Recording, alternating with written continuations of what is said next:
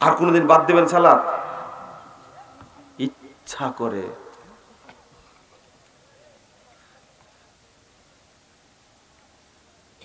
(৭,074 নম্বর হাদিস, রাসূলুল্লাহ সাল্লাল্লাহু আলাইহি ওয়াসাল্লাম, সহিহ বুখারী, নাম্বারটা ভুল হলে কিনা জানি না।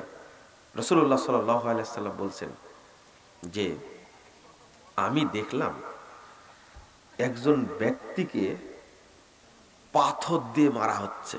কি দিয়ে? পাথর দিয়ে মারা হচ্ছে। তো মাথাটা চৌচির হয়ে যাচ্ছে। আবার পাথরটা নিয়ে আসতে আবার ভালো হয়ে যাচ্ছে মাথাটা, আবার মারছে। তো আমি জিজ্ঞেস করলাম এই লোকটাকে, তখন বলছে এটা হলো কারি, কোরআন তেলাওয়াত করতে জানতো, ওয়ায়ারফুযুহু, কোরআন তেলাওয়াত করতো কিন্তু কোরআনের হক আদায় করেনি। ওয়ায়ানামু আনিস সলাতিল মাকতুবা, এই এক কাজ করত আর ফরজ সালাত না পড়ে ঘুমাতো।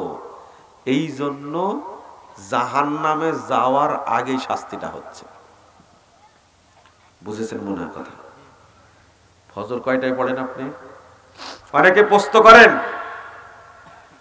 করেন যে ফজরটা পড়তে পারেনি। আমি প্রশ্ন করি কেন পারেননি? 3টায় ঘুমালে, সারা রাত আড্ডা মেরেছেন, টিভি দেখেছেন, ইন্টারনেট ঘাটাঘাটি করেছেন, উলঙ্গ ল্যাংটা মহিলার ছবি দেখেছেন, 3টায় ঘুমায় কি 5টায় উঠা যাবে? শয়তানও তো পারবে না। আপনার স্বভাবটা আর কুকুরের স্বভাবটা কিন্তু একই। কুকুর সারা রাত দৌড়ায়, সকালে ফজরের আগ দিয়ে যেখানে দেখবে ছাই বা কাঁড়ির বড় পালা, ওই জায়গার উপর একটা ঘুম দিবে ও একবারে 9টা পর্যন্ত। আপনিও ঠিক সারা রাত দৌড়ান, ঘুমান শেষ পর্যায়ে ঘুমান উঠেন কয়টার ঘুম থেকে? ভদ্রলোক আপনি, তাই না? কোনদিন বিমান ফেল করেছেন আপনি? কোনদিন বিমান ফেল করেছেন? ট্রেন ফেল করেছেন? বাস ফেল করেছেন? আপনি ফজর পরে যাবেন ঢাকায়, এই জন্য দাদাকে বলে রাখছেন, দাদিকে বলে রাখছেন, মাকে বলে রাখছেন, বাপকে বলে রাখছেন, বোনকে বলে রাখছেন, বউকে বলে রাখছেন, আমি কালকে যাব, বাস যেন ছুটে না যায়। ভাববে ঠিক আছে? হ্যাঁ ঠিক আছে। আপনি পাগড়ি পড়েছেন কেন? কখন পড়েন পাগড়ি আপনি?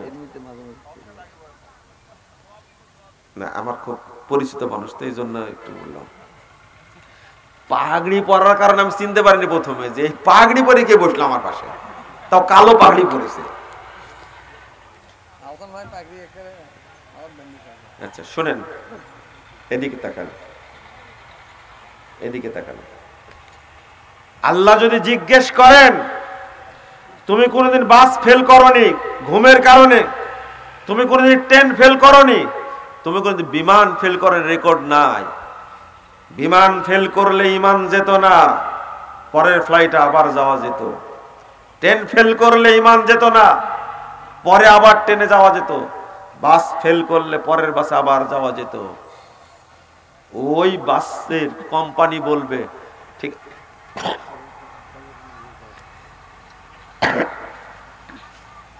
ওই কোম্পানি বলবে যে বাসটা চলে গেছে, আপনি এবার যান, পরেরটা যান, টাকা নিবে না। কিন্তু আমি বলছি ইমান যাবে না, কিন্তু সালাত না পড়লে যে আপনি কাফের হয়ে গেলেন। কয়টা অ্যালার্ম দিয়ে রাখছেন জীবনে? একটাও না। মা ডাকে, বাপ ডাকে, উঠেন না আপনি। আমি আপনাকে বোঝাতে পারছি না, দুর্ভাগ্য, কষ্ট লাগছে এটা। কেন লাগেন না? যদি বিমান ধরার জন্য, বাস ধরার জন্য 5 জনকে বলে রাখা লাগে, সালাতে উঠার জন্য 500 জনকে বলে রাখতে হবে। বুঝেননি কথা? কারণ ইয়ানামু আনিস সলাতিল মাকতুবা, ও কাফের, ঘুমাচ্ছে। নগদ শাস্তি, সহিহ বুখারীর হাদিস। আপনি কিভাবে বললে আপনি বুঝতে পারবেন? আমি নিজেও বুঝছি না। আর সালাতের ব্যাপারে এত অবহেলা করেন। আল্লাহ রাব্বুল আলামিন বলছেন ফাওয়াইলুল লিল মুসাল্লিন, মুসল্লিদের জন্য ওয়াইল। এই মুসল্লি কারা?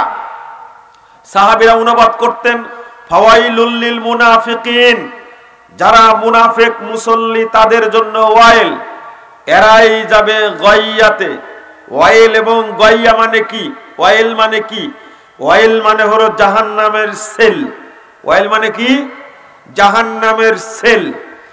জেলের মধ্যে জেল, তার নাম সেল। যারা মুসল্লি তাদেরকে আল্লাহ জাহান্নামের সেলে রাখবেন।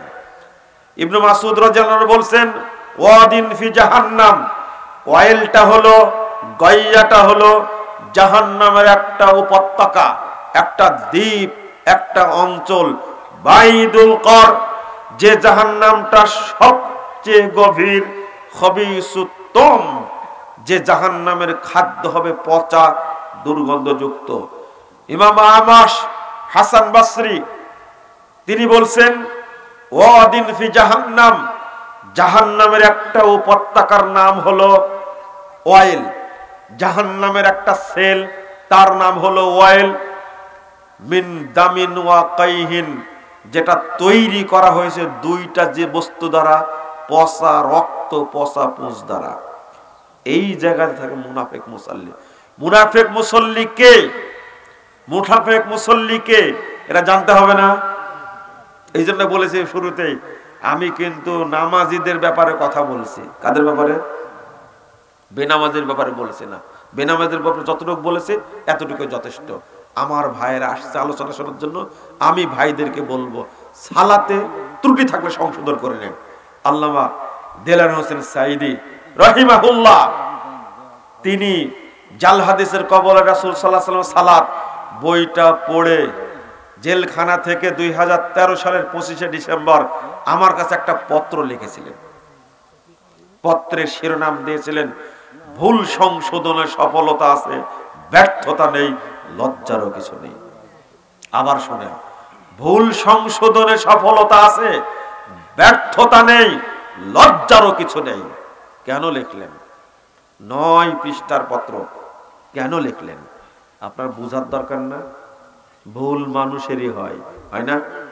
শয়তানের ভুল হয়। এত বড় আলেম সারা পৃথিবীতে মুসলিমরা তাকে চিনে, সব দেশের মুসলিমরা তাকে চিনে, বাঙালিরা তো চিনেই, বাংলাদেশের হিন্দুরাও চিনে। এত বড় লোক যদি, পরিচিত মানুষ যদি, তিনি যদি চিন্তা করতে পারেন আমার সালাতে ভুল থাকতে পারে, আপনার সালাতে ভুল হয় না তো কেন? আমি ভুলটা ধরাই দিলে কি অন্যায়? আমাকেও ধরাই দেন। বাংলাদেশের মানুষ জাল হাদিসের কবলে রাসূল সাল্লাল্লাহু আলাইহি ওয়াসাল্লাম সালাত, এই বইটার ব্যাপারে এত মিথ্যাচার করলো, এত মিথ্যাচার করলো, আশ্চর্য লাগে। আমি লিখেছিলাম শুধু সালাতে ভুল থাকলে সংশোধন করে নেবেন। এত সুন্দর একটা কথা বইটার উপরে লিখছেন। বইটা আমি পড়েছি, আপনি পড়বেন, ভুল থাকলে সংশোধন করবেন। সাইদি স্বাক্ষর করে দিয়েছেন। এই স্বাক্ষর করে বইটা যে কত মানুষের কাছে পাঠাইছেন, যেটা আমি করতে পারবো না কোনোদিন। ভাষাটা দেখলেন? অমুক ভাই অমুক, আমাকে সব শুনাইছেন উনি। বইটা শুধু নিজে পড়েননি, শুধু পত্রই লেখেননি, এই কাজটা করেছেন। আমি জীবনে পারবো কোনোদিন? তার জন্য দোয়া করবো না, কি করবো? আল্লাহু আকবার। ভাই অমুক ভাই, বইটি আমি পড়েছি, আপনি পড়বেন, সালাতে ভুল থাকলে সংশোধন করে নেবেন। স্বাক্ষর করেছেন সাইদি এই সালাতের বইটার উপরে। আর যারা কাঠ মোল্লা, কাঠ দিয়ে তৈরি হয়েছে, যারা কাঠ দিয়ে আল্লাহ তৈরি করেছে, এরা যে গালিগালাজ করেছে, আমি যদি এই দিনী ভাইদের সালাতের ব্যাপারে কিছু ভুল থাকে সেইটা যদি সংশোধন করার জন্য কথা বলি, এটা কি অন্যায়? একটা কথা বলছি আজকে, তার মধ্যে আমরা সালাত আদায় করব, মুনাফিক হব না, বলেন ইনশাআল্লাহ। কিছু দান খায়রাত করবেন নাকি আপনারা, নাকি?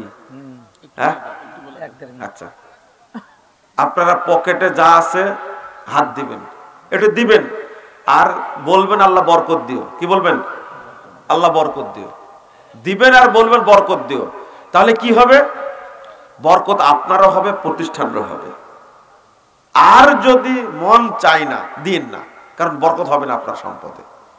আর আমি আপনাদের জন্য দোয়া করি যারা মাদ্রাসায় এতিমখানায় দান করে, মসজিদে দান করে, তাদের জন্য বলি আল্লাহ প্রতি টাকায় 1 কোটি করে বরকত দিও। কয় কোটি? 1 কোটি। 10 টাকা দিলে 10 কোটি দিও, 100 টাকা দিলে 100 কোটি দিও। আল্লাহ তোমার ভান্ডারে অভাব নাই। কারণ মাদ্রাসায় মসজিদে দান করার লোকই নাই, সব দান খায়রাত করে গান বাজনার জন্য, পার্টি করার জন্য তারা এই সমস্ত কাজ করে। তো মাদ্রাসা মসজিদে যারা দান করে তাদের জন্য দোয়া করতে হবে না? আপনারা পকেটে হাত দেবেন, কিছু দিবেন। চলেন, কি বলছিলাম? মুনাফিক মুসল্লির একটা অন্যতম আলামত তাখিরুস সালাত, সালাত দেরি করে পড়ে। সালাত কি করে পড়ে? দেরি করে সালাত পড়ে। আপনারা পড়েন নাকি দেরি করে? বলেন, এদিকে তাকান, এদিকে তাকান। জোহর কয়টায় পড়েছেন আজকে? কয়টায়? একটায়, পৌনে একটায়। কেউ পড়েছে পৌনে একটায়, কেউ পড়েছে একটায়, কেউ পড়েছে 12:30টায়। বলেন তো ওয়াক্ত হয়েছে কয়টায়? হ্যাঁ, 11:47। ভুল বললেন, 11:52। রাইট, এটা ঠিক আছে, এটা ঠিক আছে, 11:52 ঠিক আছে। এটা 11:52-তে টাইম হলো, একটায় পড়লেন কেন জোহর? হাজী সাহেব, ও হাজী সাহেব, আপনাকে বলছি